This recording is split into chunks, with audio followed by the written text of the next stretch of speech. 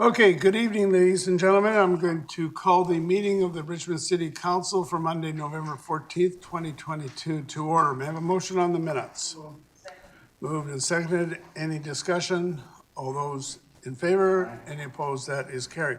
Now, just for the council, because we are all here tonight, if as you wish to speak, let's use the panel as opposed to using Zoom, okay? So it'll come up as usual. I assume that everybody knows where that is. Just make sure that, Councilor Hobbs, if you could make sure that Councilor Heed knows where that is. Okay, so, Madam Clerk, any agenda additions or deletions? None, your worship. Okay. May I have a motion to resolve in the committee of the whole to hear items on the, delegations on items on the agenda? Moved and seconded. All those in favor, opposed, carried. Now, I see there's a number of people here tonight. My assumption is that many of you are here on the matter involving the church property. Just to let you know that we have received quite a few emails. We have them in front of us relating to that support for that Sexsmith Road property. So is there anybody here who wishes to speak to us on items on the agenda this evening? Anybody? Moved and seconded. All those in favor, opposed, carried. All right, that brings us to the consent agenda. We have the receipt of the committee minutes, the Community Energy and Emissions Plan 2050, the Local Government Climate Action Program funding allocation, 2023 council and committee meeting schedule, the establishment of new utility reserve funds, 2023 district energy utility rates. There's a couple of land use applications for first reading, which go to public hearing on December 19th. First of all, 2411 and 451 Westminster Highway, rezoning from AG1 and assembly zones to the agriculture and education ZA5. The second one has been, Councilor Galanders has asked that this be taken off the consent agenda, the one on Sexsmith Road. So we'll get to that after the consent agenda. And then 6851 and 6871 Elmbridge Way, rezoning from industrial business park I-81 to high-density mixed-use ZMU 52. May I have a motion to adopt those items by general consent? Moved and seconded. Councillor Wolf. Thank you, Your Worship. Before I speak to the consent agenda items, I would also like to remove item number 13 from the consent agenda, so I'll speak to that afterwards when it comes up. Number 13 was the third planning item. If I'll continue, for the consent agenda items that remain on, I am in support of all of them. I'll just briefly touch on a few. So the Community Energy and Emissions Plan 2050, we have a new funding source, and I appreciate the work of staff to advocate to get this funding source in place, and then to also identify two temporary full-time staff positions that will support our work. So we've identified 8 strategic directions, and the two, I can't remember the quick wins, or there was another phrase for it, but these two positions will work in the most effective way towards our Community Energy and Emissions Plan. Just number 9, the establishment of new utility reserve funds. In that naming, there's a new one added, the Solid Waste and Recycling Reserve Fund. I'll talk more about that when we get to item 15, utility budgets and rates. So I'll leave it at that point. And then finally, the last item is item number 11, the Choice School for Gifted Children Society. And I appreciated the reading over the Agricultural Land Commission's report and reasoning behind giving approval, and looking forward to that project promoting agricultural education in the classroom at Choice School. And with that, I'll be in support of all the consent agenda items. Thanks. Councillor McNulty. Yeah, thank you, Worship. A couple of items I'd like to highlight and go over here. I'm going to support everything on the agenda. Just following up on the Community Energy and Emissions Plan, which is the local government action and funding. I'm extremely pleased to see it. and it provides an opportunity for Richmond to lead again in this area. And I'm very happy, as it was mentioned there, we got 77 primary actions and 199 implementation steps. And we want to get to 2007 levels by 2030. Believe it or not, that's just 8 years from now. That's not very far down the road. And obviously, we got a lot of work to do. So we're just questioning, and I just throw this out to staff, whether 2 temporary full-time staff members are going to be able to handle this job. And if staff see the need for others, I hope that you will bring it forward because I think this is extremely exciting. It's very leading in terms of the province of British Columbia. They put this out there and we can take this and run with it. And just looking at our existing buildings in terms of retrofitting them, I don't know how long that's going to take, all the public buildings, et cetera, and then how are we going to retrofit them, and with what, et cetera, to bring things up. So that's a job in itself. And the same with zero emission vehicles and what have you. So anyhow, great report, staff. I thank you for it, and it's extremely progressive. So kudos on that one, and keep up the good work. But please heed my comment as well. Your Worship, I'm very pleased to support the new utilities reserve funds, and in particular the flood protection. We hear a lot from the community about when the freshet's high and the high tides, et cetera, and are we safe, et cetera. I just had a question of staff on that one. In terms of flood protection, I can't see anybody not supporting the utilities budget if we're going to be establishing these various categories and moving monies over. How much money do we have in the flood protection reserve fund, or how much money do we have in any fund for flood protection on it? And I guess that money, correct me if I'm wrong, that money would be transferred into this fund upon successful passing of various bylaws tonight. Through your worship to Councillor McNulty, the current balance in the existing drainage improvement reserve is 28 million for the uncommitted balance. This amount will not be transferred over. It will stay in the existing reserve until that reserve is depleted. All new amounts transferred through utility budget will go into the new reserve funds. Okay, if everything is successful tonight through your worship to our staff, I suggest on our utility bill of the day when we get it all together, that there be a special star to let people know that we've established this reserve fund and that portion of it is going to protect the dikes, et cetera, et cetera. Right. Okay, just take that under advisement. I also will be supporting the Choice School for Gifted. It has a long history. I can remember when Choice School was established and planes were flying over the field adjacent to it and dusting the crops from the air, and we had students below, and I'm very pleased to see that the Agricultural Land Commission is supporting this educational initiative for the Choice School. So I think it serves its purpose. It's a different school, and it's another opportunity for people to be educated, and kudos to those students and staff and board of directors of that school. So I'm glad we're doing it.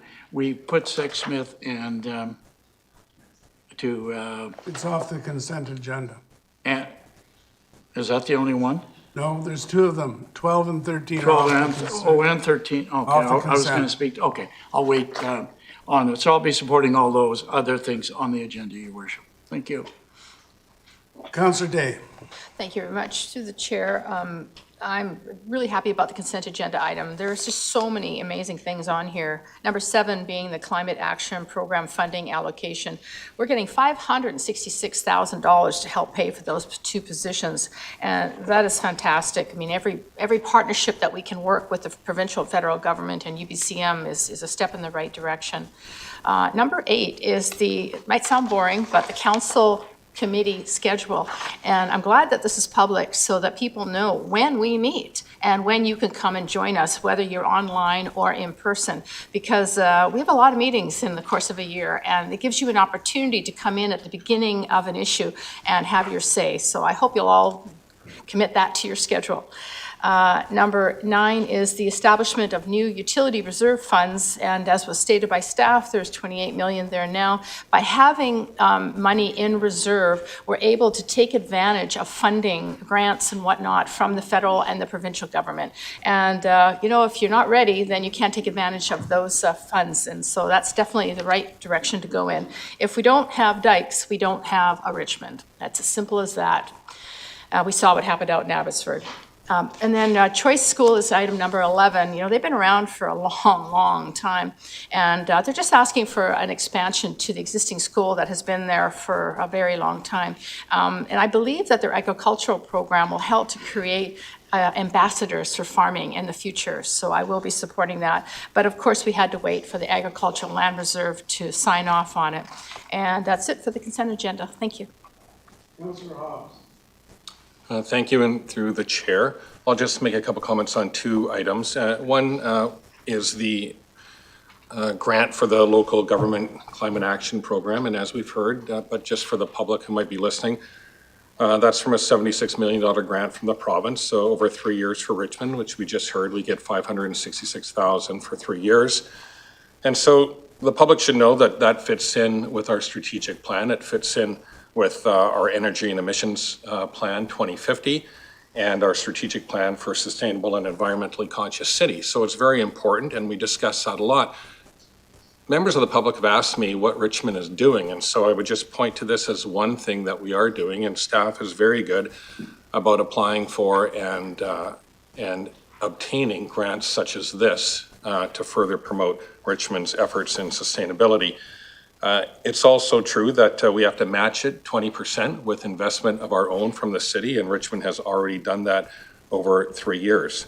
So an important part of it is retrofitting buildings and buildings, existing buildings, and apparently there's about 34,000 in Richmond, are large emitters of greenhouse gases. So this is a very important aspect of Richmond's efforts in reducing our greenhouse gases, is retrofitting buildings. That will largely be done through water and heating methods. The second item I want to comment on tonight is the establishment of the new utility reserves. We had 3 main ones, and we're moving to 4. I do have a question of staff about this. I mean, it is something that local governments are allowed to do through the community charter. You can establish reserves for a specific purpose. And as we've just heard, it's very important to have reserves for different reasons, including diking as one. With the establishment of these reserves, the question I have is about the solid waste reserve. When I read them, they're all quite specific, all 3. When I read the solid waste one, it's quite broad and includes a lot of different things. So I imagine that that is done with the intent of being able to capture a lot of different issues, since by law they have to be specific to what the reserve pertains to. So if you read that, I think it's page 96 for people, it seems that it covers almost everything to me. So the question is, that is our intent, is to be able to capture more things in the reserve funding, correct? Through your worship to Councillor Hobbs, that is correct. The intent is to capture any capital items related to the program. Sure, and I think that's probably a good thing, because legally you have to be specific with what you want to use reserves for. So this is a little bit broader net, and I think that will accomplish a lot of good things for the city. So thank you very much. That's it, Your Honor. Okay, Councillor Au. Yes, Your Worship, I just want to comment on one thing on the consent agenda, which is the first item on the local government grants action program funding allocation. I'm glad that we are receiving this $566,000 to support the objectives of the city, which is to reduce greenhouse gas emission. And especially, we have identified that to retrofit existing buildings has been a urgently needed item for us to improve on the progress that we've already made. I remember that in the beginning, when the provincial government announced that they are going to replace the old program by the local government climate action program, we were concerned about whether or not we would be shortchanged. However, I think this allocation suggests that we are actually benefited by this new program. As staff mentioned, that we're actually receiving 5 times more than before under the old program. So I'm happy to see that this is going forward, and we are going to spend the money to improve what we have already done and to achieve our objectives in a quicker space. So I support everything on the consent agenda. Councillor Liu. Thank you, Worship. I too will be supporting everything on tonight's consent agenda. A number of the things talk about energy and emissions, and I just wanted to highlight the 2023 district energy utility rates. And so what we've done is we've agreed on what the rates will be to the users, the end users, so the people in the homes and the people in the businesses that are using those district energy facilities. Our district energy facilities, correct me if I'm wrong, staff, but one's a geothermal and then the other is the sewer heat recovery. So they're two different technologies to use existing heat and cooling that's available to us.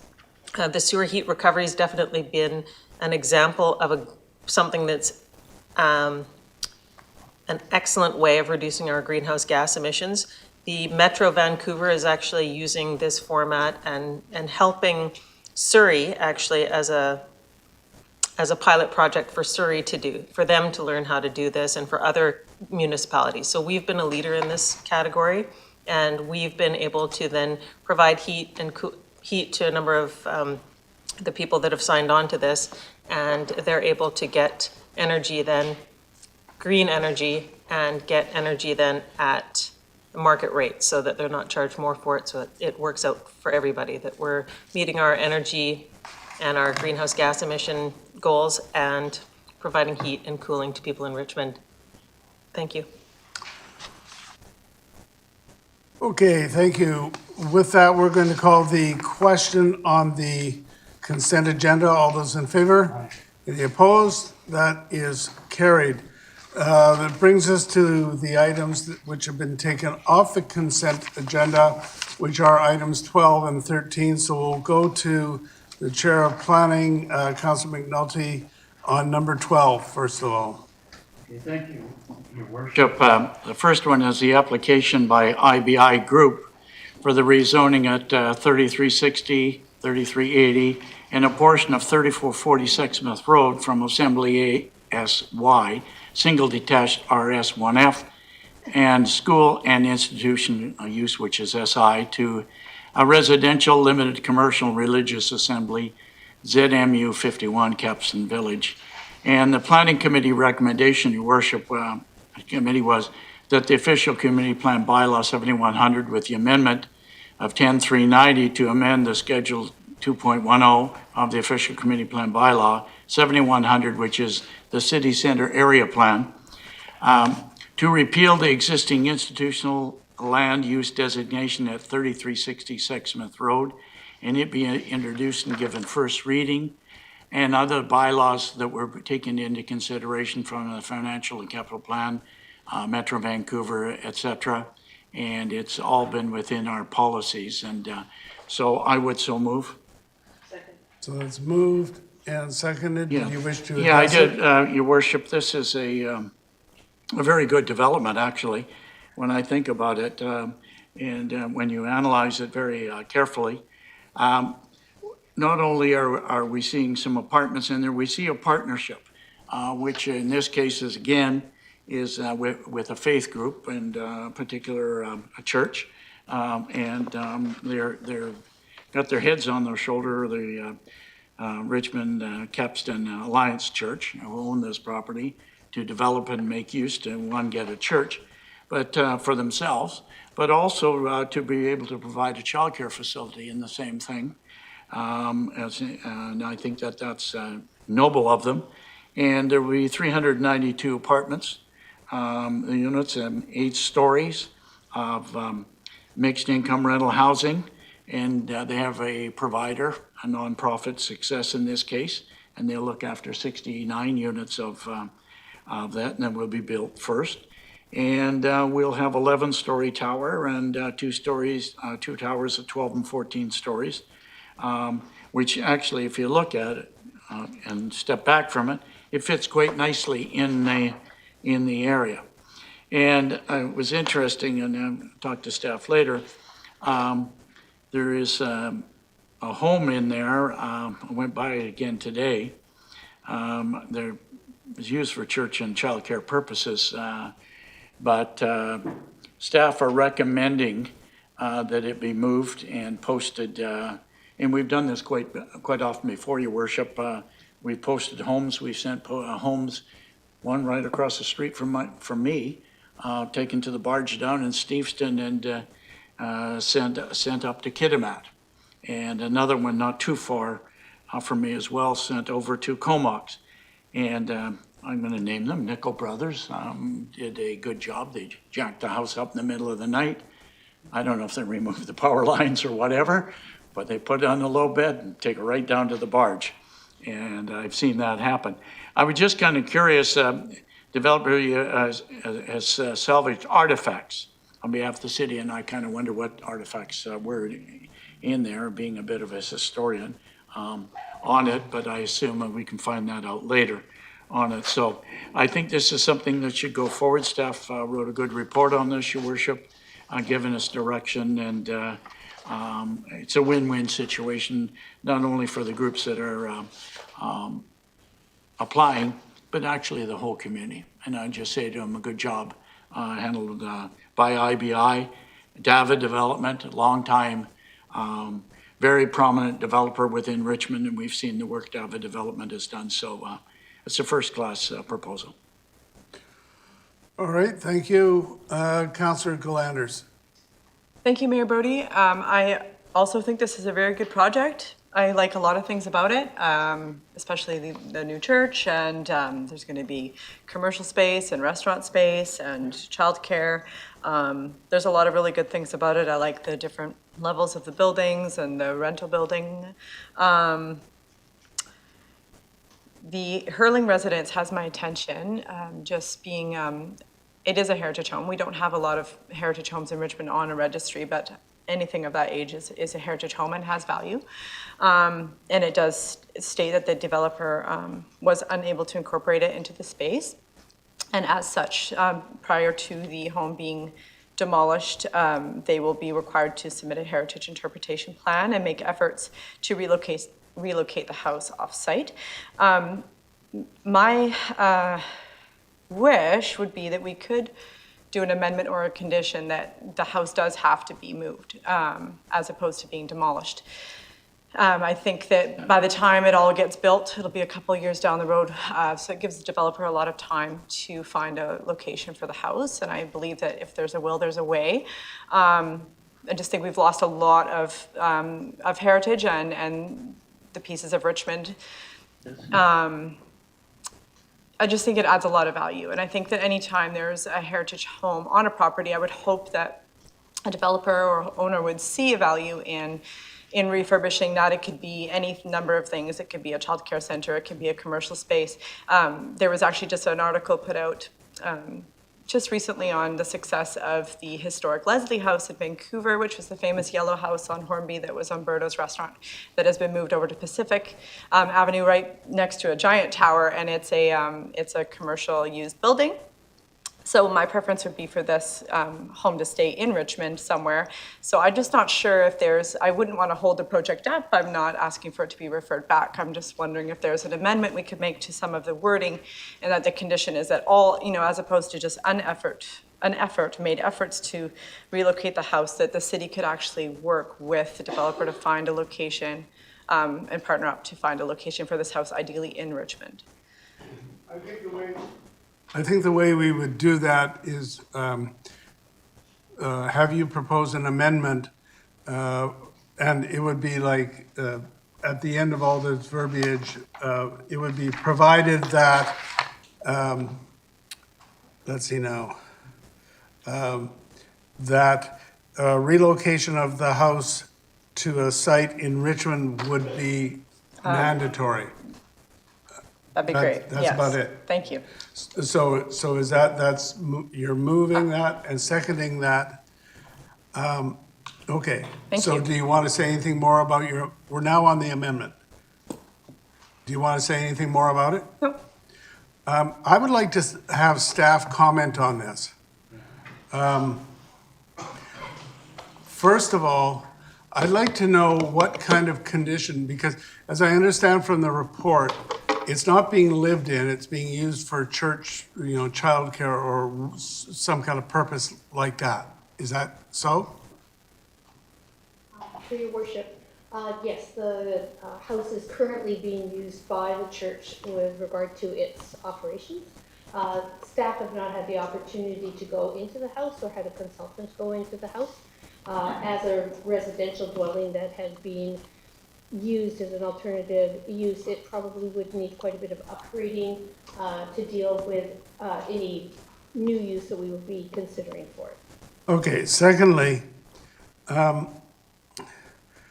the heritage status. Now, it's been referred to as a heritage house. I mean, it's an old house, okay? But the report says it's not a protected heritage resource, and it's not on the city's heritage inventory. Now, as I understand, correct me if I'm wrong, there's a heritage status where everything you do on the property has to be approved by council. It's a specific status. And then there's something which I guess would be more relaxed or lesser, and that's a notation that there's heritage value in it. And it's not so stringent. Is that right? Through your worship, generally, yes. The heritage inventory, which is a list of heritage assets in the city, has no formal protection.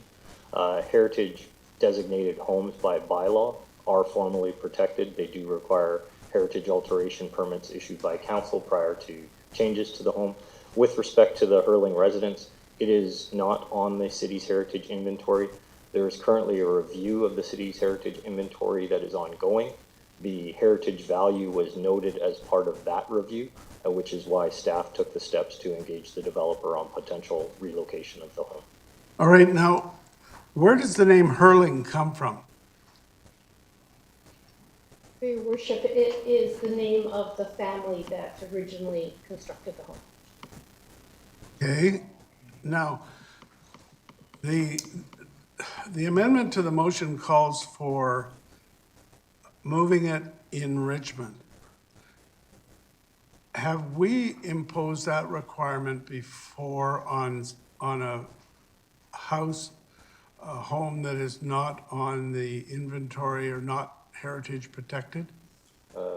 Through your worship, to my knowledge, no. The only home that I can require or remember having to be relocated as a condition of development was the Japanese nurses' residence in Steveston Village when the Army and Navy care facility was redeveloped. That home was already on the city's heritage inventory. All right, and the city ended up moving that, didn't the city? It was moved to a city property. The developer was responsible for all costs involved with the relocation. All right, we've got some speakers here. Now we're on the amendment as to whether it should be relocation intact to a place in Richmond should be mandatory. So, Councillor McNulty. Yeah, thank you, Worship. I just make a comment, first of all, and ask a question of staff. To my knowledge, we've never required somebody to save the home or whatever. We've allowed them to send the building somewhere else. And I guess if we want them to move to a place in Richmond, we've got to find a lot for them to go on. And obviously, that's $1.5 million on this particular application, because there's, where are you going to put it? I have a quick question. I have been by the place, and with no disrespect, is it really livable? Is that house to be lived in? I know people are in it, but is it to be lived in without some major changes? Through your worship, to Councillor McNulty, we have not had a building condition report on the home, so we do not know what the interior condition of the home is. We do not know what the structural integrity of the home is at this point in time. We do believe it can be moved, but in terms of upgrades required to meet current BC building code standards, I would not be able to comment at this point. Well, I'd have some concerns just as soon as you jack it up. And what foundation is it on? foundation of 32, which basically is not necessarily concrete unless it was added later and is hit. Yeah, so this would, anything built in the 30s or in the war, and that would be half of Steveston now, if anybody was redeveloping, we'd jack all their places up and move them. I'm just looking at the propriety of doing this. I don't like staff's opinion, if you wish, of doing this, and if we do it with this one, do we do it with every other one that has a lineage of 70, 80, 90 years? I'm easy to go with the flow, but what is the flow? Through your worship to Councillor McNulty, in terms of the home itself, it does have some heritage value. That heritage value is not only the design of the home, but it is the location of the home within the city center. In terms of the approach being taken in this application, it is consistent with approaches that have been taken on other sites in the city that are undergoing redevelopment where the home is not officially listed on the heritage inventory or has formal protection. In terms of the amendment being suggested, it would require a change to the rezoning considerations. We are able to make that sort of change. The one thing that would be difficult, as you've said, is to find a new location for the home. We have also not had the opportunity to engage the developer on this matter. It would be possible for us to do so prior to the public hearing and update council should that be the desire of council. If I may, your worship, following up on the design, if the design is unique and wants to be done, would it not be better to suggest a photographic description of the building like we did with Mrs. Edwards' home out in Hamilton when we did their 1945 war 800 square foot homes, and we went through and took photographs, et cetera, and have that as opposed to, I'm very concerned, your worship, of putting this on the developer. I understand the sentimental intent. I'm a historian too, and I agree with preserving history.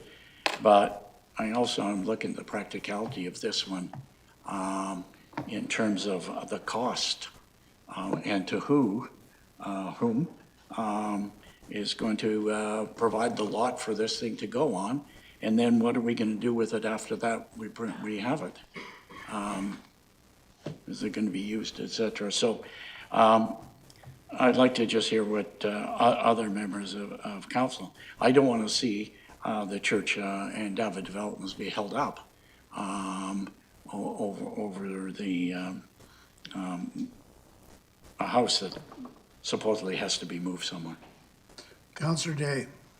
Thank you very much to the chair. So the developer's going to get 323 market condos to sell. And you were just saying that it's not on the heritage list. So given that, does that not then give more leeway as to what would have to be done in the house if it was to be moved? Because I know if a house is on the heritage list, there's very strict rules about what has to be done to bring it up to, you know, the standards that it needs to be once it's moved. But would it not be a little more relaxed with this lower heritage designation? Through your worship to Councillor Day, provided the home is not designated heritage by bylaw, it can be subject to exterior modifications, Yeah, okay, so that makes it easier. Question number 2 is, further down on Cambie, we decided to say no to another development a while back, which is, I believe it was the Rod and Gun Club at Cambie and River Road. I think it was the original City Hall. How would the comparison be? What's the condition of this? Well, I guess you don't know because you haven't seen it. But in terms of historic value, would this have the significant value as that building did on Cambie and River? Through your worship to Councillor Day, unfortunately, I would not be able to compare the two. Yeah. Now, you'd be able to, this still has to go to public hearing before we get a final nod on it. So if this is delayed until the next public hearing, which I think would take us into December, what is it here? Public hearing is December 19th. Would that give you enough time to have a good look at it and come back with any information that we need to make a final decision?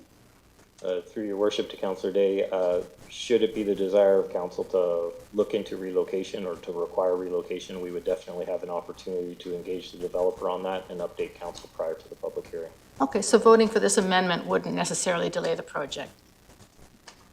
Through your worship to Councillor Day, I think it would be based on the wording of the referral, more so the resolution by council. If it's to investigate potential, I think we are in good stead to have that discussion and update council. If it is to make relocation within the city a condition of approval, that would be a much different thing. Okay, well then, I will support that. If this is the action of the mover, then I think that it makes sense to leave This this is a motion to amend to make it mandatory that it has to be moved in the city of Richmond. That's the motion. If this fails, we can still give you direction to investigate the possibility. All right, Councillor Hobbs. Thank you, and through the chair, just to clarify on this amendment, then does this amendment in any way delay the project moving forward? I think you just answered that. Through your worship to Councillor Hobbs, no, it would not. Okay, so the wording of this amendment will be very important because on the one hand, I support the intent of the amendment. The wording will be important. I think that when I read the report initially, there's a line in there regarding this house that the resolution, whatever it is of this house, would have to be done to the satisfaction of staff, which seemed to me to be, again, a very broad catch-all. That staff be satisfied with whatever the disposition of that house was. Did I read that correctly? Through your worship to Councillor Hobbs, in terms of the conditions currently applied to the house, it is that they must put the house up for relocation. That relocation on the city's website, the ads would take place over the course of 60 days. In the event that there is not a taker for the potential relocation of the house, that is when heritage documentation and interpretation would take place, as well as building material salvage. All the building material salvage and in the interpretation would be to staff's satisfaction. Okay, so in reality, we do have a couple years with this process for this assessment of this house to take place. Nothing's happening tomorrow or next week, right? Through your worship to Councillor Hobbs, if this rezoning is to proceed under the current terms, it must be adopted by November of next year. So if relocation and retention was made a condition, all that would have to occur within the next year. Okay. Just a minute. Mr. Erceg wants to say something. Yes, Your Worship. Got a bit of an echo in here. If the amendment does pass, I do think that it's viable. It would give the applicant who's in the audience tonight a clear signal around the expectations of council, and there would be a full month for the applicant to investigate the feasibility of relocating the house, and he would be able to report out a public hearing. If it was considered problematic, council would still at the public hearing be able to amend this condition. So there are different ways to proceed with this, but the amendment is viable. Staff can definitely work with it, and it would not slow down the rezoning. So just hang on that point. It's a question of whether we make this amendment and then have to reverse it potentially next month, or whether we leave it the way it is, have staff do due diligence along with the developer on it, and consider an amendment at the time of the public hearing. Okay, so, all right, so if this gets turned down, we can still give the instruction to staff to do the due diligence and amend it at public hearing, right? Yes, Your Worship, you can, both options are viable. Okay. All right, Councillor Hobbs, you have the floor. Yeah, I had one more point, which kind of ties into what was just discussed. Thank you, and through the chair. That's one of the things I'm looking for is an actual assessment of the house itself to determine whether a heritage status or moving it is viable. And if that's something that can be done in the timeframe that was just outlined, then perhaps the amendment's not necessary tonight. We could do it later. Does that make sense? Yeah. But actually, that's a question. Does that make sense to have an assessment done on the heritage potential? Through your worship to Councillor Hobbs, I would say that that preliminary assessment has already been done. We would not have identified this as an issue in our okay. report if we did not believe the home had some heritage merit. Okay, thanks. Councillor Howe. Well, actually, in the planning committee meeting last week, I already expressed my concern. I would like to find a way to save this heritage building. And as being written in the report right now, I don't think the intention and the direction is clear enough to indicate that we want to save this building.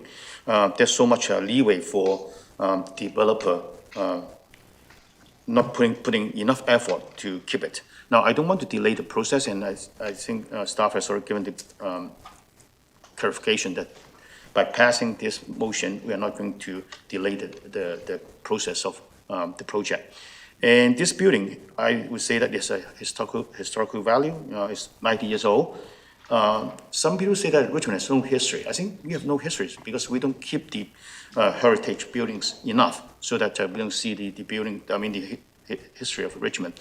And I also feel that we can also invite staff from the Parks and Recreation Department to have their inputs on where to find the place to relocate this heritage building. So my intention is not to delay the project, but I just want that to make sure everybody is trying their best effort to keep this building safe. So I'll be in support of this motion. Councillor Heed. Thank you, Chair. I have reservations of supporting the amendment. I support the motion. And some of the reasons why is we've got categories that we either make it heritage designation. I think you named 3 categories. This doesn't really hit the one where it's heritage designation, where in fact you would want to ensure that we maintain that somewhere here in Richmond. I find it being mandatory is too restrictive.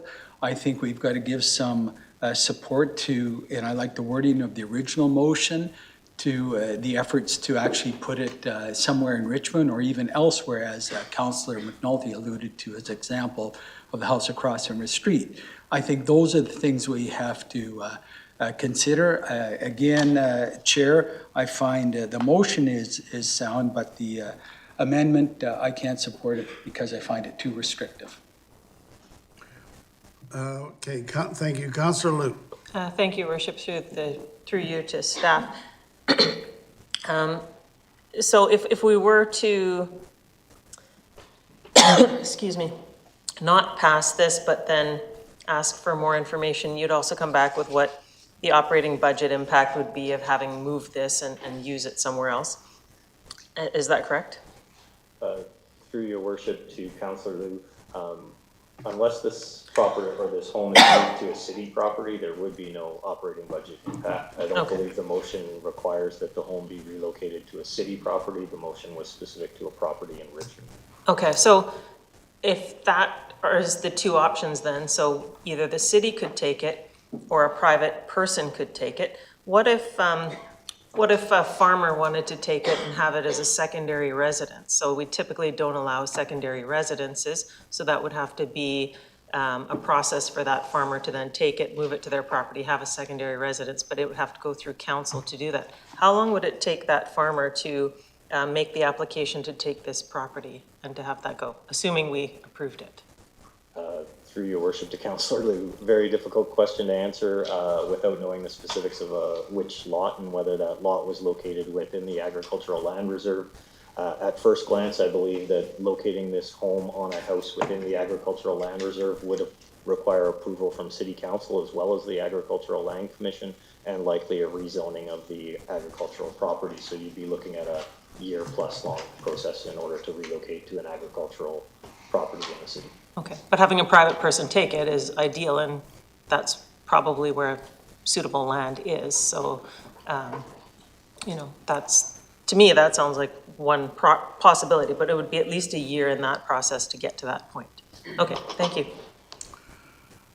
I brought up a picture of this property. You can find it through the BC assessment website if you're interested.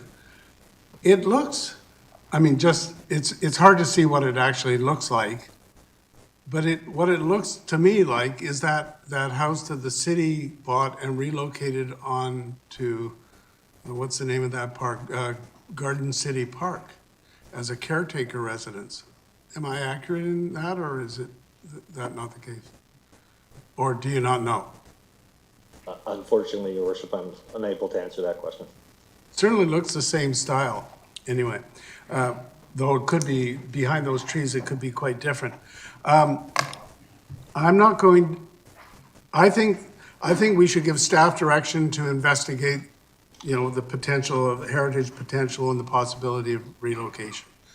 I don't think we should change what we have in front of us, so I'm not going to support the amendment, but I do recognize that with more information coming to us before public hearing, we can possibly amend it, the situation at that point.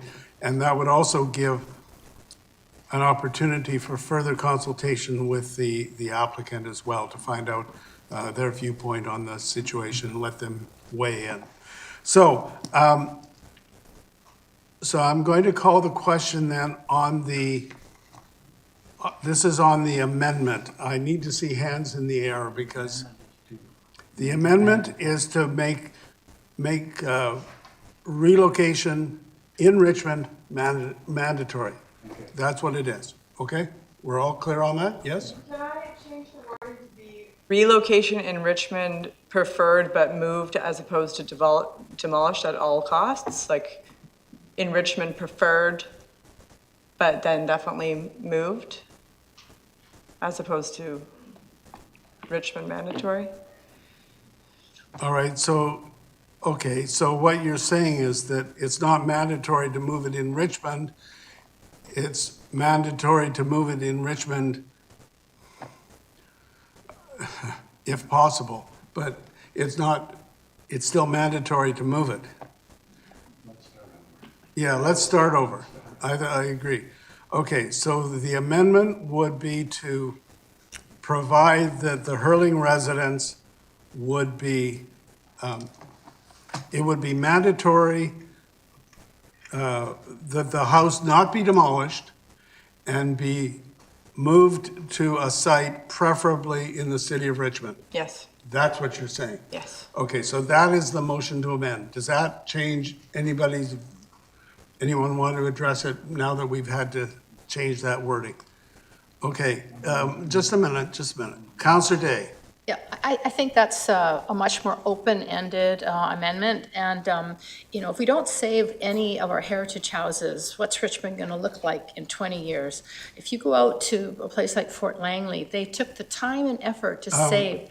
Councillor Day, we're not, you're re-arguing the same thing. Okay, so it's something new You then? don't get to speak twice, as you know. I think that the change to somewhere, preferably Richmond, is much more open. It's going to be over a year before anything gets built over there. We've got time, and I'm very concerned with the way it's written right now, because as Mr. Craig said, basically 60 days to find a new home, or it's torn down. This motion gives Councillor that... Day, listen, you wanted to speak on preferably. Speak on preferably or finish. The new amended motion makes more sense. Thank you. Councillor McNulty, I'd like to move an amendment to the amendment, if I may. what might that be? The one that made the most sense to me earlier was to refer this to staff to investigate all of what's been said for the last 20 minutes and report back so that we can make an intelligent decision on what we're going to do and not make it mandatory yet. Mr. Ursig, isn't that going to delay the situation and the grandfathering is going to be compromised? No. Your Worship, it could, I'll just put my video on here. It could take longer than a month, in which case it could delay the process for the rezoning. I think also it's going to be difficult for staff to deal with all of these issues with the developer sitting back. I think you're much better off putting some onus on the developer. It provides a motivation for the developer to really deal with these issues and deal with them in a timely way before the public hearing. So I think that that's a preferable way to go. Councillor Hobbs. Can staff just clarify which is the preferable way? I think we've got almost 2.5 things on the table right now. Through your worship to Councillor Hobbs, in my opinion, it's preferable to send a clear communication, a clear signal to the developer to investigate the feasibility of keeping the home and preferably keeping it in Richmond. If you just make a referral to staff, it's sort of like a half-sided exercise. I think you will get a better outcome, a more comprehensive analysis, and a more serious look at this issue if you tie it to the developer, as the developer is motivated to move ahead with the project. Okay, and to let you know where we're going on this, if this is defeated, then I'm going to bring on a motion to give it direction. Okay, because what I hear around the table from, I think, all of council is that there's a clear desire to look at retaining this house for heritage purposes. That seems to be clear. There's some reluctance to make it mandatory or to do something that slows the project down. So I'll be looking forward to hearing what you say and just clarify what it is we're voting on. Thank you. Okay.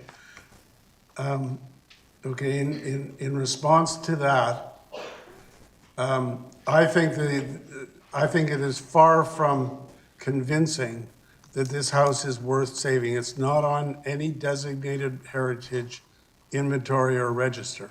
Okay, so to my mind, that is not a consensus. What we are voting on is the amendment to make it mandatory, mandatory that the house must be moved, preferably to a location in Richmond. That is the motion. A point of order, No, Councillor I didn't mean to Galandis. do that. I didn't mean to do that. Okay? I was just looking for a seconder to the motion already. Oh, that is moved and seconded. All right. So then on the motion to make it mandatory that it be moved, preferably in Richmond. All those in favor?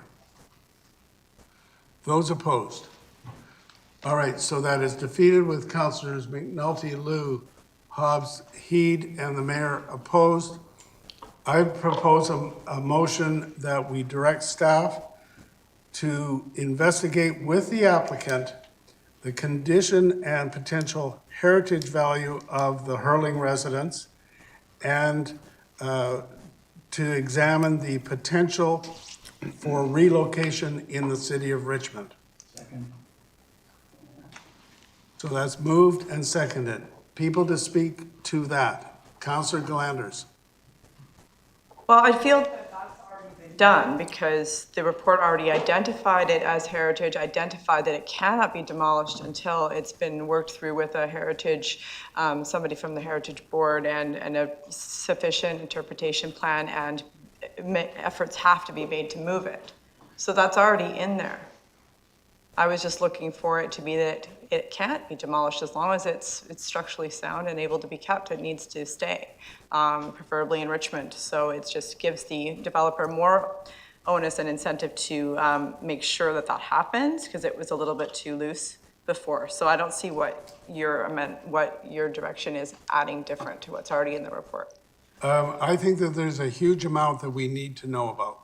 That's the what underlies the direction. We don't know really, we know that it's not any kind of heritage status. We know that it's an old house. We know that it's not being used as a residence. But we want to find out all about the potential for it and also the possibility of moving it. You know, maybe the answer is it can't even be moved. I mean, we just don't know. So all those things will come back prior to the public hearing. Yes? Okay. Councillor Day. Thank you. just want to ask the mover of the motion, on page 159, it says that efforts be made to locate the house off-site by posting the house on the city's house moving and salvage list. Earlier, Mr. Craig said that that was for 60 days. Does the mover intend that we would extend that to far longer than 60 days? I guess I'm the mover. Yep. And the answer is, it can be changed. Staff can come back and say, give this time, and we know that there's possibilities. We want to move it to a city location. It's worth that much. There's really no limitation on what they can come back and say. It's whatever they can, first of all, whatever makes sense to staff after their investigation. And secondly, there's going to be a big onus on the applicant to take reasonable steps commensurate with what we've been talking about. So the answer is no, there's no limitation, like you say. We takes the 60 days off the table. It could. Doesn't necessarily, but it could. Better than that. Councillor Howe. Yes, I have a question about the timeline and process. Now, you suggest that the investigation should be completed before public hearing, so I want staff to comment on that, whether or not there's enough time to conduct the investigation. So this is my first question. Through your worship to Councillor Rao, yes, we will have sufficient time to undertake that work. Okay, good. So in that case, if the report comes back and assuming the council wants to save the building, they can still do it at the public hearing when we make the final decision. Through your worship to Councillor Rao, yes. Good, thank you. Councillor Hobbs. Actually, Your Worship, Councillor Al just asked my question, so thank you. Okay. All right, so question on the motion to give that kind of a direction. We would add in the words prior to public hearing. Staff do this. Okay? All those in favor? Any opposed? So that's carried.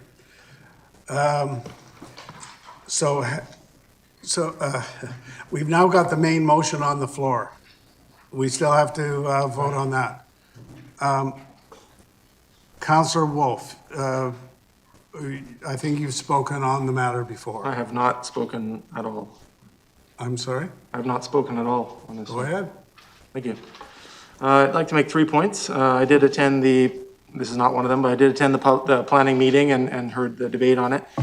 So first I'd like to speak to the Heritage House that we've just been chatting about. I'd like to compare this to a Hobbit house on King Edward Boulevard in Vancouver. And a similar large project was going to occur in that area, and the community and the city rallied around protecting it. It was built in 1942. It's also known as the James Residence. It was lifted up, built a proper foundation, and completely renovated. And if you note what item 7 is that we just approved, one of the new positions that we've approved is someone to work to retrofit existing buildings. What great timing for that person to come on the scene. I'd also like to note that in the last term, when things have gone to public hearing, there hasn't been a lot of appetite for amending things that late in the game, as often as it's referred. That residence, or that I spoke to here, the Hobbit House, actually now rents for over $6,000 a month. You can believe it, this little tiny building. You can look it up, easy to find online. Second component I'd like to make here is the location of that. Why not actually keep it where it is? We just heard that the heritage value is the location. That's one of the key parts to this. So the design of it's great, and the location I think is most important. So maybe we could actually have the developer utilize that space in a different way. I appreciate at the planning committee, there were like 6 different artist renditions of the site, a plan that they had for this, and it changed drastically every time. And I think there's even more changes to come to make this better all around. I went and visited the site, walked around the properties yesterday, and the 36 trees, this is the next point, that are going to be removed from on site, I couldn't believe that they're considered dying and hazardous trees because they are magnificent conifers, And I think the ability to provide open space on a property like this, there's lots of developments happening on all sides. If we just look to the Polygon development, to the Talisman development to the south, wait till all of that's online and look at the density then. So when we had that Polygon development, it was pulled back, and where they originally had the park planned, they moved it to where there's mature trees. I see the exact same thing, potential outcome to occur here. That property that all the trees are on, 3380 Sexsmith, that could be the kind of park space for this whole development, not putting it where there's currently the parking lot. This development was able to accumulate all these properties, not by buying a bunch of individual properties away from people. It was a big parking lot for park and ride for all these decades.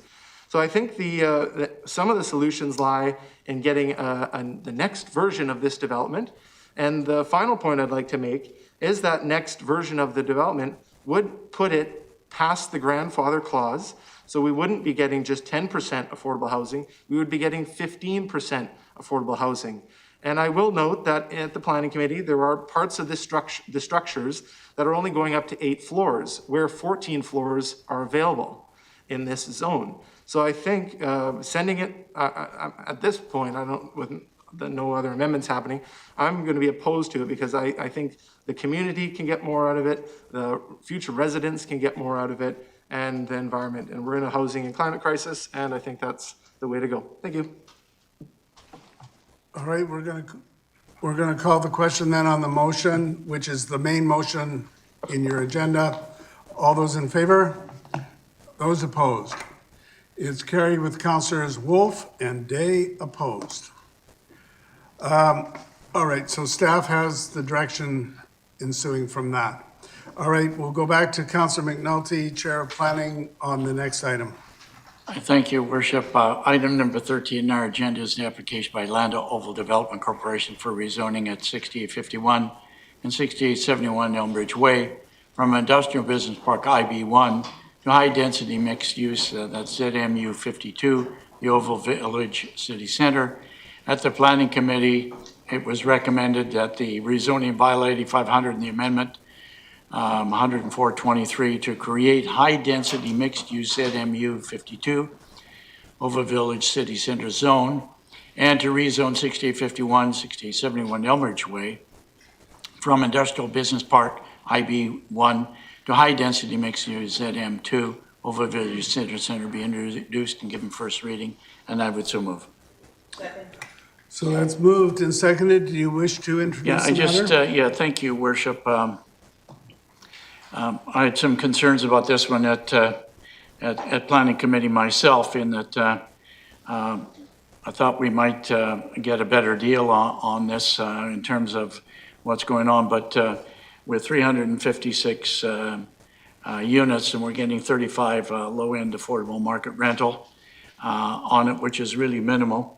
This is under 10% in a hotel and a whole commercial area going in there. There isn't. I thought we might get a little bit more out of it in terms of benefits to the whole community as opposed to on it. But given there really wasn't any appetite at Planning Committee to support and investigate further, this density in this area is 3, which is extremely high. There is one good thing is there is a voluntary cash contribution of over $6 million. And I think council needs to look at how it's going to allocate that, because that's in lieu of constructing any community amenity space. I know the project is going to let the Oval use 52 parking spots, not give the Oval anything, but let them use it and on it, which on special events. And as a result, which we appreciate the offer, whether we'll be ever used again. So it'll be interesting to hear what other members of council feel on this. We do need the market residential. We do definitely need the lemur on it. And it'd be nice to see it go up a little bit from the basic 35 to even 40. I would be on it, but we'll see how the discussion goes here. Councillor Wolf. Thank you, Your Worship. I did attend planning committee and heard the discussion on this, spoke on a few points. I'll make some different points now. So I'm aware of the step code that this would be built to. Step code 2 doesn't really take us very far. It's not leading edge. It's not going to be any first passive house hotel in North America. We're not getting much leadership in that regard. We are also not getting the units. If this was 2 weeks later from today, we would be getting at least 17, I think 17 or 18 more lemur units than the 35.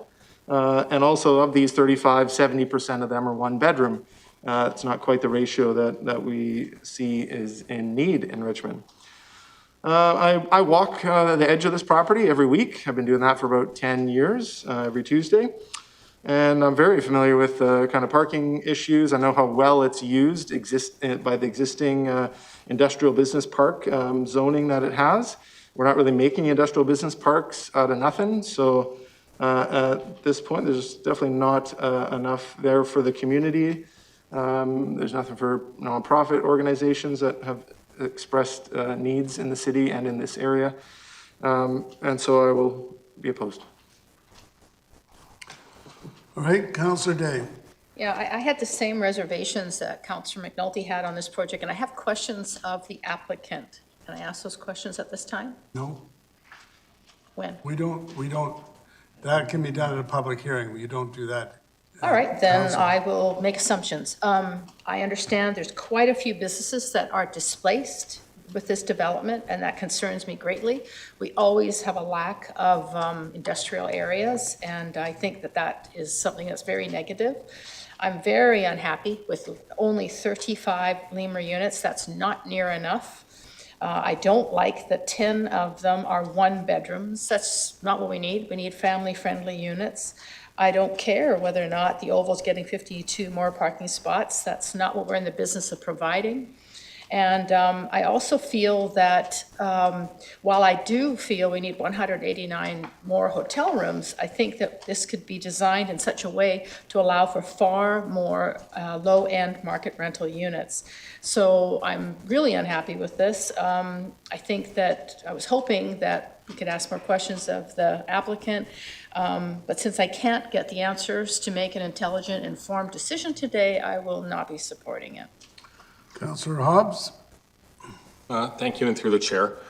Well, I will be supporting it, as I did at planning, and the applicant, I think it was at planning, and provided some good answers to questions there. But the hotel, I think, is a good location for a hotel in Richmond. Richmond has a fair number of hotels, but next to the Oval will be a bit of a unique location, so that will be good. The issue of 10% lemur versus 15% lemur, would it be good to have 15% and more? Yes, it would. But we had a policy that was 10% lemur. And this application has made it in within the guidelines that we established. Those are the rules we made. Those are our rules, our bylaws, and the application made it in. And so it is 10%. I have to ask, if somebody had missed the deadline by a week or 2 weeks, would we go, oh, don't worry about it, we'll let you come in with the old rules? No, we wouldn't. So the application made it in by the rules that we applied. So there are some aspects to it that I like. I like the fact that 159 out of the 301 strata units are 2 and 3 bedroom. The lemur, I thought it said 22 out of the 35 were 2 and 3 bedroom, and 11 are 2 and 11 are 3. So I thought that was pretty good, actually. The public art contribution is not insignificant, of $330,000, and there's an interesting community planning contribution of $130,000 as well. So the rezoning considerations, if you just want to look at the report for anybody who cares to go online, there's 12 pages of rezoning applications, and I actually gave up counting how many there are because there's multiple clauses to each one. So there's a lot of conditions that have to be met with this development. It's on about 3.44 acres. The parking spots that are available to the Oval are not to be just dismissed, because that is an important aspect for when the Oval has major events, which it often does.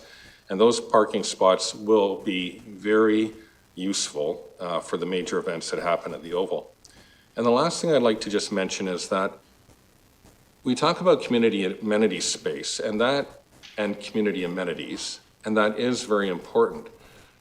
But it is the staff report in this report that provided the detailed, thorough analysis, which staff confirmed at the Planning Committee meeting, that recommended that in this case, the development not provide amenity space, that instead they provide, which was described at Planning Committee by someone as the highest contribution they've seen, which is just over $6 million.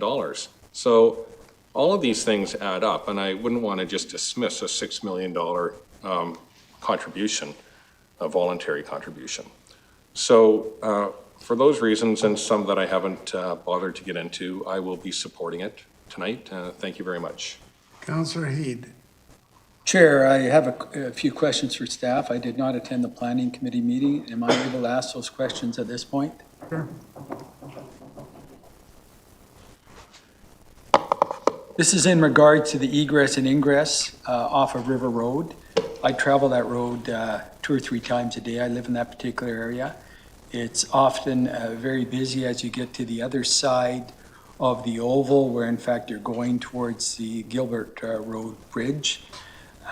So my question to you, in front of the Oval, buses stop to let people off all the time. And if we're putting a roadway in there, that's directly across from the front doors of the Oval. So the question is, the roadway there, what improvements will be made to ensure that there's enough space for people to get off the buses, to get off, or even to walk in that particular area, as opposed to the entrance, the roadway entrance to go to the parking lot of the Oval? Through the chair, in response to Councillor Heed's question, I believe the bus stop being referenced is for a community shuttle, which is located on River Road. There is sufficient space for current drop-off provisions to be made, and this project and the related improvements to River Road will take that into account. Through the chair, in relation to the traffic congestions, because you will have probably 1, 2, 3, 4 lights, and with the additional 5 lights in a 2-block area. Through your worship to Councillor Heed, there was a independent traffic impact study that was provided. That study was reviewed by Transportation Department staff. We are convinced that the improvements being done to this development are sufficient to accommodate the traffic generated from this development. We are also in the belief that the existing road network with these improvements will also support the traffic generated by this proposed development. Thank you, Chair. Councillor Liu. Thank you, through the chair. A further question to staff. Now, does this property also have the same covenant preventing a commercial recreation space that other new developments have, all in the same area? Through your worship to Councillor Liu, there is no private commercial recreational facility proposed in this development. The zoning bylaw that is accompanying this does not permit private commercial recreation activities. Yeah, there's actually a covenant that they're not allowed to have. Through your worship to Councillor Liu, there is no covenant required. The zoning does not permit commercial recreation. Okay. And then, so we made this policy on how much the lemur is, and then we raised it. We also have a policy on how many family-friendly units we do want in our lemur spaces. Is that correct? Through your worship to Councillor Liu, yes. And this one fits that, right? Through your worship, yes. And we haven't changed that percentage? That is correct. It is reviewed occasionally as part of the affordable housing strategy. The current requirement for family-friendly has been in place for a number of years. Okay, so while we increase the number of lemur units that we do want in a development, we haven't changed the percentage. Is that correct? Now, we said we didn't want, or staff recommended that we don't want a community amenity spot, but 52 parking spots is somehow a community amenity spot, given that the Richmond Oval is our development. It's our thing. So those spots serving that space. Now, did the spots that are provided for it, does the applicant get the payment for the parking spots, or does the Oval get them? Through your worship to council, the parking stalls would be retained by the development. Any parking revenue would be retained by the developer for maintenance of those parking spots. The legal agreement for access to those parking stalls does require that any pay for parking rate not exceed the pay for parking rate that is applicable within the Oval itself. Okay, thank you. So, so anytime there's an event at the Oval and they're going to need the overflow spots, this will be available. And I know, I don't know if anyone else has been to the Oval recently, but I was there for the Taekwondo event, and I know that, you know, people were coming in from all different places, and certainly they weren't able to necessarily take buses or things from where they were coming from. I know my niece was participating, and she came in from Port Moody, and they certainly weren't going to take the bus to this event. And so, yeah, they needed parking, and I know that people are needing parking at this, and I think it's, this is a good opportunity to get something like this, and pretty creative. So thank you for this. Councillor Howe. Your Worship, there are things that I like about this project, in particular the hotel element. We know that before the pandemic, we have a shortage of hotel rooms in Richmond. All our rooms are fully booked, and whenever we have major events in Richmond, people might have to take a night in Chilliwack in order to find a room. So I think when the pandemic is over and things get back to normal, I would expect that tourism will also improve in Richmond. So I think having another hotel is a good idea. And also this particular location is also a good addition in the neighborhood, serving Oval, especially when they are having events. However, I think the hotel itself also creates some problems for this project, and I raised it in the planning committee meeting. The traffic being generated would be much more than just being a residential project, because, you know, for residential project, people mostly they come and go during the day, in the morning, or come back in the evening. But with a hotel, I think the traffic is ongoing. It's constantly come and go. So I asked the question about the traffic control, or, you know, the traffic improvement. I'm satisfied for now with the answer given to me by staff. So that's why I am supporting this motion reluctantly, letting this go forward to public hearing and see, you know, what other concerns may have expressed by the public when we have the public hearing. So I will support this motion, this project for now, going forward to public hearing. All right, Councillor Galanders. Thank you. I also have a question of staff. I saw somewhere, and I apologize, sorry, through the chair. I apologize, I can't find it. But it was something about the parking spaces provided to the Oval, in that it said that that deal was already made prior to this application. So I was just wondering if the parking spaces are contingent on this application going through, or if they're going to be provided regardless. Through your worship to Councillor Galanders, this rezoning does require a legal agreement for access to those parking stalls. I believe the quote or the comment that you're referring to was a reference made in a local media article. The current developer acquired this property halfway through the rezoning process. The staff had already advised that 52 parking stalls was what we were seeking. So when they acquired the site, they were aware that that was one of the city's asks with respect to the rezoning of the property. Okay, thank you. And then one more question. There was some correspondence with some concerns about the East Lane traffic. I did read the emails, and it seemed that there were quite a few. And it seemed to me that you had responded to the person who had the concerns, and then they wrote back that they weren't satisfied with that answer. Did it end there, or was there another response that we didn't get? Through the chair, we've been liaising with the residents of the Aura development, which are on that side of the lane. The responses that you have as part of your public correspondence package are up to date. We will be continuing to communicate with the latest correspondence that we have, noting those concerns about the lane, just to clarify what the lane condition is and what upgrades will be undertaken as part of this project. Okay, thank you. With those questions answered, I don't think it's the best development that we could get for this area. I'm new to council and I don't know exactly how much of our industrial land on the west side that we are going to give away. I personally feel that all neighborhoods in a city need some industrial land, need some commercial spaces like this. I understand that there's an archery club that uses the space.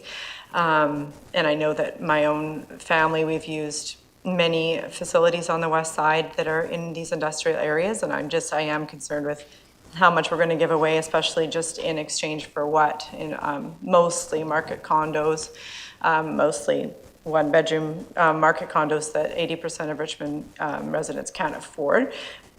So I don't see the benefit in what we're doing, but I believe that's probably a greater OCP discussion rather than putting it all in this one application that's been in for a long time. And I do see the benefit in the hotel, as well as the parking spaces. I don't think that there's enough bike parking. There's a few little things, but seeing as this is our policy, I reluctantly would probably also support it. Thank you. Okay, thank you. With that, we're going to call the question on the motion for number 13. All those in favor?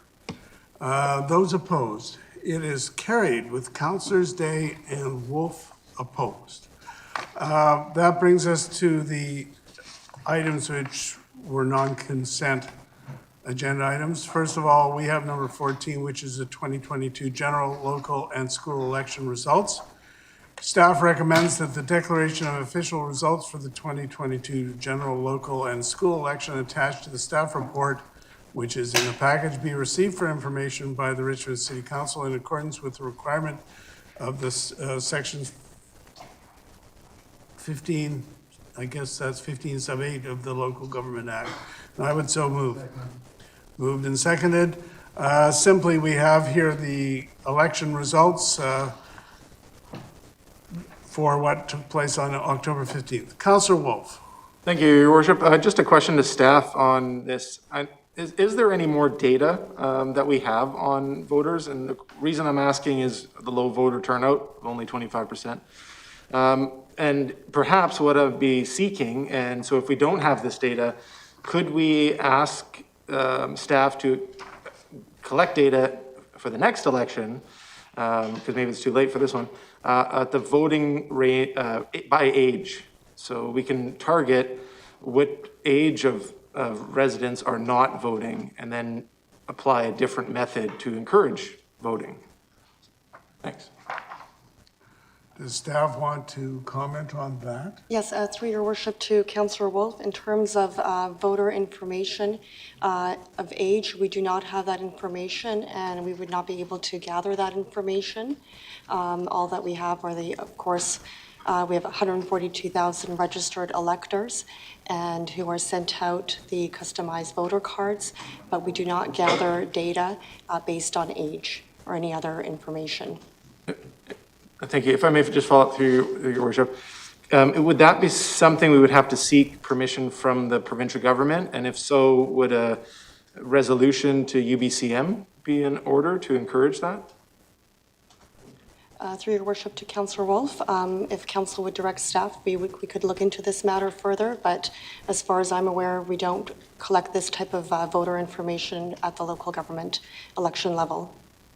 Then if maybe, Your Worship, if we could just seek maybe a staff memo on how this information could be made available. I think we would benefit as a city to get higher voter turnout. And if there's any more data that we can use to get there, I think it's great. So I don't know if it's just a direction to staff to get a memo on that. The challenge is, of course, that while the city may benefit, individual incumbents and potential candidates may benefit too. And so I'm not just sure that it is within our scope to be asking for that kind of information. It's my feeling on it. Councillor Au. Your Worship, I have a question to staff. Now, I think what we're doing here right now is just to receive the election results for information, right? And probably we are not going to do any kind of further discussion. So my question is there going to be another opportunity that the staff will give us a report on the whole election process and, addressing some of the concerns such as the low voter turnout or, any other observations that we or staff may have during the process and any recommendation for the future election. So is there going to be a time that we can have a report and discuss some of those issues? Through your worship to Councillor Au, if Council directs staff, we can certainly bring forward information in the future, a report in the future about the 2022 election and some of our observations. Yeah, I think that would be worthwhile to have just general observations. I think after the by-election, we had that kind of a memo. For instance, the mail-in ballots. What was the effectiveness of that? Because that increases our costs tremendously. Other observations as to the polling, the advanced polls, all that sort of thing would be in order. I don't think we need a motion to that effect, if you can just take that as a direction to staff. Most certainly. Okay, good, thank you. Okay. With that, let's call the question on the motion. All those in favor? Any opposed? That is carried. Brings us to the Finance Committee, the utility budget and rates. Finance Committee recommends that the 2023 utility budgets is presented in option 3 for water, option 3 for sewer, option 3 for drainage, and option 3 for solid waste and recycling as outlined in the staff report be approved as the basis for establishing the 2023 utility rates and included in the consolidated 5-year financial plan 2023 to 2027 bylaw. And I don't believe, given that we've changed the names of the utilities, I don't think we need number 2. So I would so move. So that's, very simply, obviously, there's a lot of complexity to the utility budget. But this is the kind of report that we get every year. And with it, we set the utility rates for the city, and the next set of bylaws is going to recognize that. It's important to realize that the biggest increase is from Metro Vancouver for all these various utilities. So you've got water, sewer, flood protection, and solid waste. And with really fairly small exceptions, this is not some kind of a budget where we have a bunch of discretionary items in it. And where there is the discretion, we're recognizing that there's been a number of temporary and consultant type of positions that have been filled in the past. We're going to fill them for the time being with full-time employees. And so I think that where there is discretion, it's been a fairly conservative approach that has been taken. So there may be comments about it, but I think it's a solid utility budget. Councillor Wolf. I think, Your Worship, I would also like to echo that. I think this is one of the I don't know, maybe most exciting items in this term so far, or maybe even my last term. I really like the fact that staff came forward with many, I think, essential positions to bring forth some of the strategies and goals that we've had as a city. I just wanted to highlight a few of them. So in regards to having, for underwater, the work control technicians, 3 of them, sewer coordinator position, project managers under the flood protection, and the one that I'm most excited about under that is the environmental coordinator 2, which is going to have a focus on habitat compensation. And I know there's lots of residents that have been aware of city projects and have kind of been waiting and asking for that. So it's great that this came in at this time. Good forward thinking there. And then I also want to just echo and add some new reasons why I made the amendment, which got majority support, to go with option 3 of solid waste and recycling. I'm the only one who lives out in East Richmond, and I drive the farm roads and river roads out there daily, and it's incredible the amount of garbage that gets dumped when there's no one around looking. It's like trucks pull every night and dump stuff. And we have our staff having to clean that up and stop in awkward situations and reaching down, using specialized equipment. And that's all solid waste that shouldn't be out there. And any way we can have staff such as this new waste reduction recycling coordinator to help people know where they can be putting these things rather than dumping them illegally and destroying environments, polluting water, making it unsafe for our staff to clean this stuff up. And also having an assistant or a sanitation recycling assistant position. Very valuable work that will be done. And when we are an island city, we are unique in the way that if our garbage blows outside our city boundary, it doesn't go into the next city. It goes into the river, and then it goes into the ocean, and then it goes forever in that direction. I also would just repeat that of the single-family homes in Richmond, only 4% use the small totes out at the front of the property. And I think if the majority are using, 70-something%, are using large or second largest ones, then they're seeing that that's a service that they like. They like to be able to throw a lot away.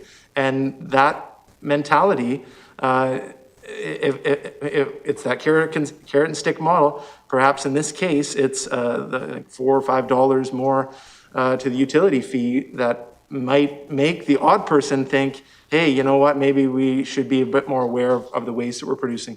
And just echo again, the circular economy strategies that this council approved in the last term, I think mirror the effect that we're voting on today with the option 3 for solid waste and recycling. So thank you. Councillor McNulty. Yeah, thank you, Your Worship. I will be supporting the recommendations on the floor. Obviously, we don't want to see any increases, and I think this is just about as on par, except for one end of it, compared to last year. I checked my bills from last year, and you can check it every 3 months.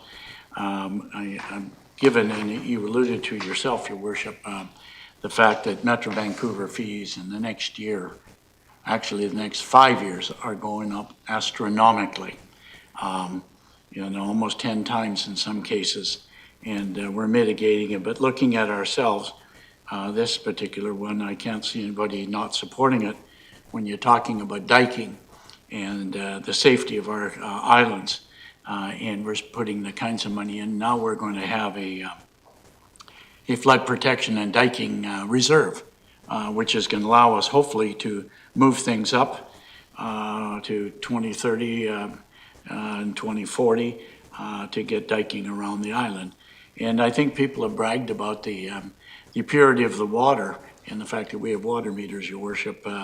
It comes out of this particular budget. Our men and women down at the works yard, when we come back, it's 99% pure water, no turbidity, no brownness compared to other municipalities, etc. And we must do, 2,000 tests, I believe it was, in the last water report, and everybody patted themselves on the back of all the pure water in Richmond and that. And I think also the small increase in the sewer and solid waste with regard to Iona. We know Iona is undergoing tremendous changes, and Gilbert was upgraded in terms of our sewage disposal. People are very, very happy with that. And I keep hearing about, when I'm down in the works yard to the recycling, God, isn't this great? This is the grass, I wish other municipalities had the same thing, or if people come and visit us to see our recycling and our garbage pickup and what have you. So this is a good news budget, if Your Worship, in terms of it. Although I hate to see us have to raise anything, but I think we have to mitigate the change that's coming in 2024, 5, 6, 7 for Metro Vancouver. So I'll be supporting it. Councillor Heed. Thank you, Mr. Mayor. I just want to make a comment here, and I think it's very important with respect to this. There are probably some councillors that will not be supporting this. We know in committee it was not unanimous. This is such an important issue, and I agree with Councillor Wolf. This is something that's very critical to Richmond, not only for flood mitigation, not only for climate change, but all of those other issues that directly affect each and every person in Richmond. And I think if we're actually opposed to it, I think we owe it to the community to explain why we're opposed to any type of increases in this particular area. Nobody likes increases, but we have to make decisions and we have to do what's right. And so the comment I just wanted to make, and I recognize democracy, I recognize parliamentary procedures and all that, Mr. Mayor, but certainly those that are opposed to this particular utility budget and rates motion, I think should have to explain themselves. You, Councillor Day. Thank you very much, Mayor Brody. So this means an increase. You're going to get a little bit increase in your bill. If you feel that that's going to affect you negatively, then I refer everybody to page CNCL 344. The reason being, you have a choice as a homeowner to reduce the size of your garbage can. An 80-liter garbage can will cost you $356 a year. A 360-liter garbage can will cost you $522 a year. So I now realize, and I thank Councillor Wolf for bringing it out, my big garbage can, I have the 240-liter one, is never full. And it never actually occurred to me that I could go to the smaller size and save actually quite a bit of money. So that's a big difference. So for those who are living on a fixed income that see this as an increase, keep in mind what we're doing with this money. We're taking care of water, sewer, garbage, recycling. It's great value. But if it's a burden to you, consider ordering a smaller garbage can. Thank you. Councillor Howe. Your Worship, actually, I think there are four parts to this recommendation, because we're talking about four budgets. The first one is option 3 for water, option 3 for sewer, option 3 for drainage and diking, and option 3 for solid waste and recycling. Now, I have no problem for the first three. I only have problem with option 3 for solid waste and recycling. And I oppose to this one for several reasons. The first, option 3 is actually not recommended by staff. Staff recommended option 2. Now, I think there must be a reason for staff not to recommend option 3, but 2. I believe that at this point, staff is likely to know more about the city's budget next year. And if they do not recommend option 3, there must be a reason. And I don't want to overturn staff's recommendation without knowing the bigger picture that they have more information about. And secondly, I acknowledge that there's an argument the increase is only a few dollars per household. While this is true in this case, but I think we also have to acknowledge the cumulative effect of any increase. If we increase a few dollars here, a few dollars there, at the end, it all adds up. And every dollar counts. I also want to point out that the difference between option 2 and option 3 is not as small as perceived. If you go to CNCL page 337, at the bottom of the table, and the very last item, net difference over 2020 base level budget, and staff make a comparison there. And the difference between option 2 and option 3 is actually not small. It's almost a difference of 50%. For option 2, the amount is $556,100. And for option 3, it's $875,500. So the difference is not as small as is perceived. And I also want to say that any increase, once being made, is going to stay there permanently. So it will just add up year after year. So that's why I'm very hesitant to make any increase if it's not necessary.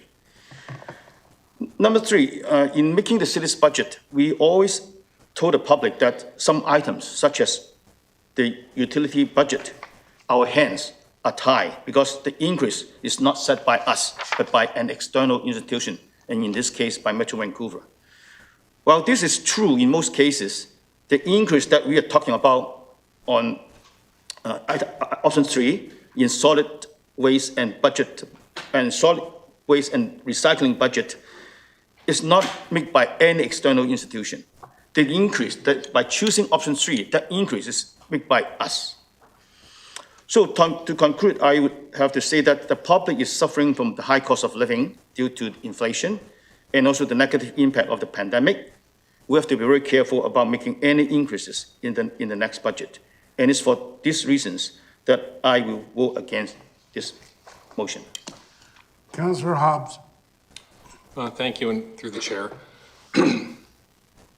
Well, I think everybody recognizes that nobody likes increases in taxes or fees or utility rates, and that goes without saying, but we are going to be in a period of high inflation, and as has been mentioned, the costs for these utilities is projected to go up even greater in the near future. So I did want to thank staff for this report because I thought it was very well done and very thorough. And again, if you want to learn something, go online and read it because it's very informative.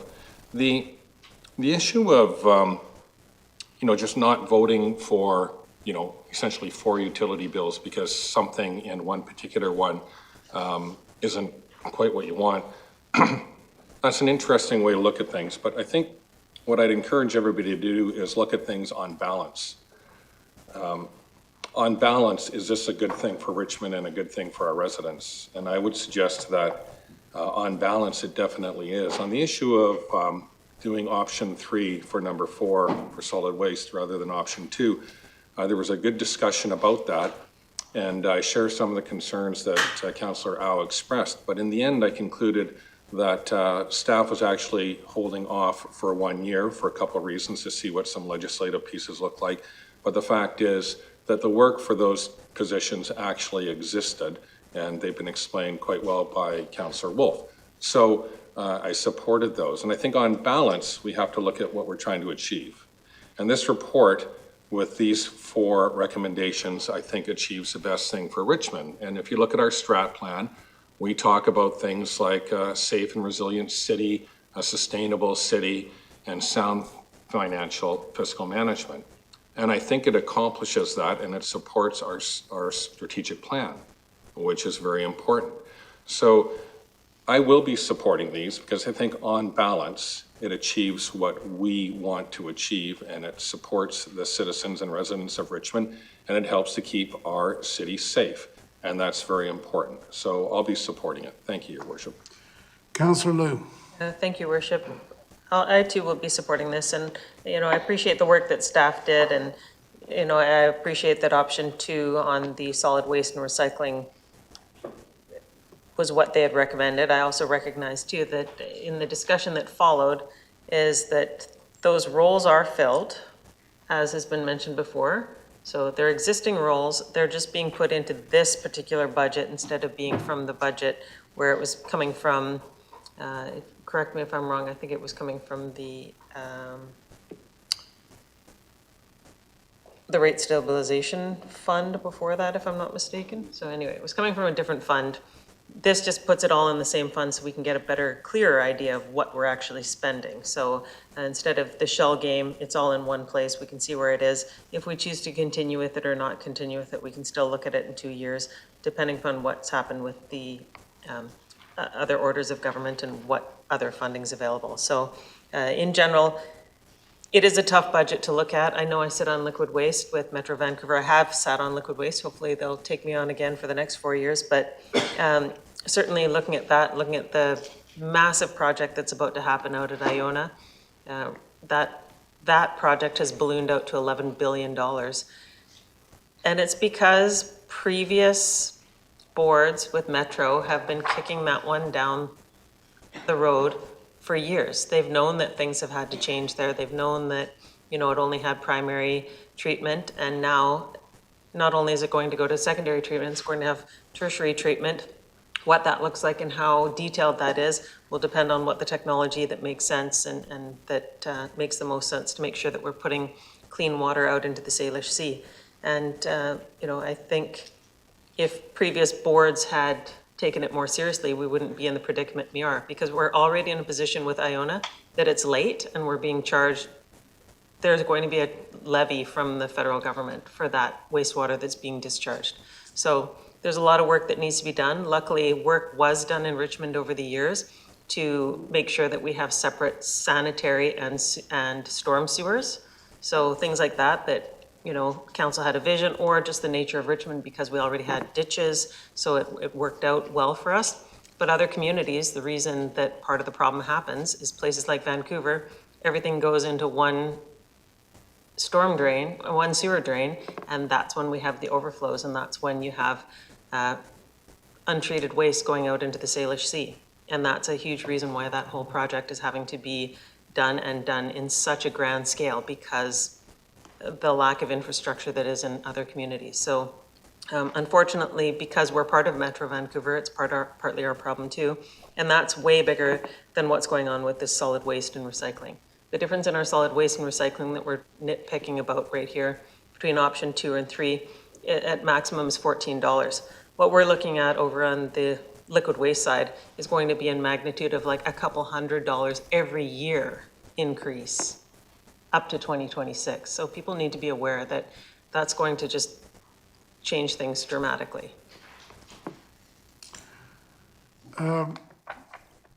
The difference between option 2 and option 3 in substance is option 3 for the solid waste plan.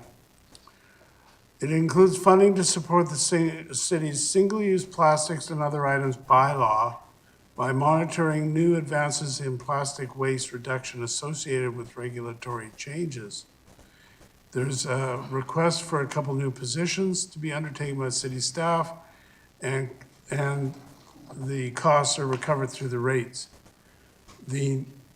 Going from option 2 in solid waste to option 3 is less than $5 per household. That's the difference. We're not talking about 500. We're talking about less than $5. And I think that we've been proud to be leaders in terms of our work on the circular economy and in terms of the single-use plastics. In fact, it was Councillor Au who originally brought the idea of having a single-use plastics bylaw to us. I think that if we're going to maintain our position of leadership, I think that something less than $5, around $4 is really, okay, it's really good value. And I'm going to support the budget as it has been proposed. All right, so I'm going to call the question. All those in favor? Those opposed? It is carried with Councillor Au opposed. Brings us to the actual utility rate bylaws and amendment bylaws.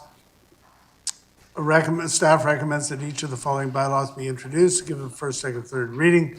The water works and water rates bylaw, the flood protection, sanitary sewer bylaw, then the solid waste and recycling regulations, bylaws and amendments, the consolidated fees bylaw, the notice of bylaw and violation dispute adjudication bylaw, and bylaw number 10431.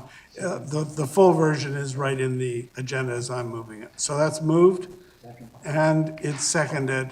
Any further discussion on that? Okay, I'll call the question. All those in favor? Any opposed? That is carried. Brings us to public announcements. We've got just a couple tonight. First of all, for the Britannia Shipyards National Historic Site Society, the city has executed a 5-year agreement with the Britannia Society for the operation of the Shipyards National Historic Site in the Imperial Landing Docks. Then more generally, we have a blanket drive on November 18th and 19th, just a few days from now. The Blanket BC Society will hold its 12th annual Drive on the Line campaign along the Canada Line. Volunteers will be found at several stations, and they'll collect blankets, socks, scarves, mittens, and toques from passengers and the public to assist those in need. So there's 3 Richmond stations, Bridgeport, Lansdowne, and Richmond Brighouse. They'll be part of the drive. Donations will go to over 100 shelter programs and organizations that work directly with individuals and families in need throughout the region. So if you want details on that, it's blanketbc.org, and I just emphasize, it's at Bridgeport, Lansdowne, and Brighouse stations, November 18th and 19th. And then because we have the holiday season fast approaching, this means that various Christmas fairs and markets are popping up across Richmond. The Richmond Potters Club will hold its annual Christmas sale from November 18th to the 20th at the Minoru Cultural Center. Over 80 vendors will take part in the South Arm Community Center Craft Fair on Saturday, the 19th. And that's where they'll be offering unique handmade goods such as soaps, jewelry, knitted goods, and much more. And on Saturday, November 26th, the Stevenson Community Center will host the annual Christmas Craft Fair featuring a range of local businesses and handmade gift ideas. So all these events are free, and the details you will find on our website. So with that, Madam Clerk, bylaws for adoption. Thank you, Your Worship. There are 7 bylaws for final adoption with no noted opposition. So they're all moved and seconded. Any discussion? All those in favor? Any opposed? That is carried. And the development permit panel. There are 2 recommendations for Council's consideration. Recommendation 1, that the minutes of the Development Permit Panel meeting held on October 20th, 2022 and October 26th, 2022, and the Chair's report for the Development Permit Panel meetings held on March 16th, 2022 be received for information. And number 2, that the recommendations of the panel to authorize the issuance of development permit for the properties at 8231 and 8251 Williams Road be endorsed and the permits so issued. Moved and seconded. Any discussion on that? All those in favor? Any opposed? That is carried. Thank you. We are now adjourned.